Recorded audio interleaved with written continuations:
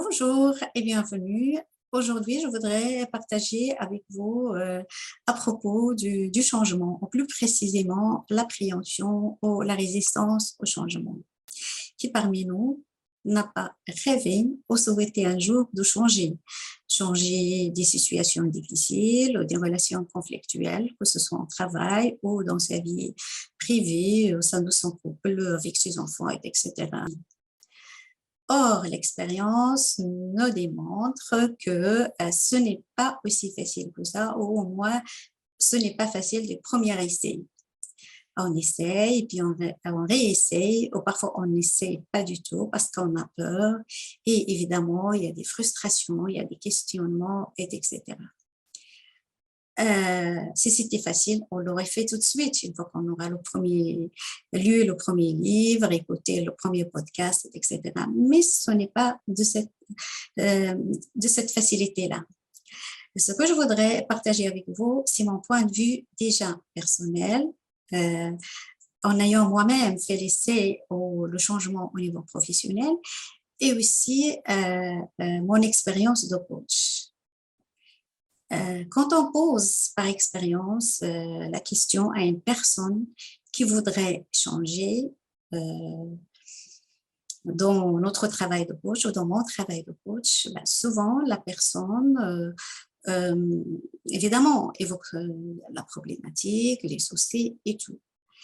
Mais quand on lui pose la question, mais que voulez-vous? Ça, c'est ce que vous ne voulez pas, ça, c'est le problème. Mais qu'est-ce que vous voulez? Mais souvent, la personne n'a pas une idée précise, on n'a pas une idée du tout sur ce qu'il veut. Ce que je voulais dire par ça, c'est qu'on se focalise beaucoup trop sur le problématique. On se focalise beaucoup plus sur cette zone où il y a le problème, où il y a l'inconfort, que sur la zone où il y a la solution. Et c'est normal que la personne ou le client ou la cliente parle évidemment de ses soucis, de sa problématique. Évidemment, la personne vient pour ça. Mais ce que je voudrais souligner, c'est qu'on passe beaucoup plus de temps sur la problématique. On se concentre sur la problématique. Alors que dans le changement, il y a une loi qui s'appelle la focalisation ou le focus, c'est-à-dire sur quoi on se concentre. Et quand on pose la question autrement à la personne, si, si la question ou si la situation était résolue, que voudriez-vous vivre? Quelle personne voulez-vous être? Alors là, il y a un blanc, là, il y a un silence. Et bien justement, c'est très bien. C'est très bien parce que c'est ce silence-là qui, qui produit le changement.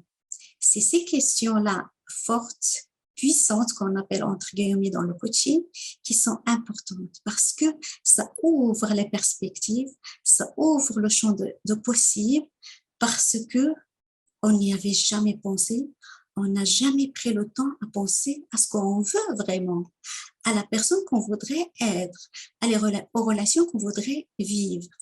Et vous voyez, et que ce n'est pas tant d'informations qu'il faudrait chercher par-ci, par-là, sur Internet, dans les livres. Ce n'est pas vraiment question de podcast qu'on devrait écouter et tout.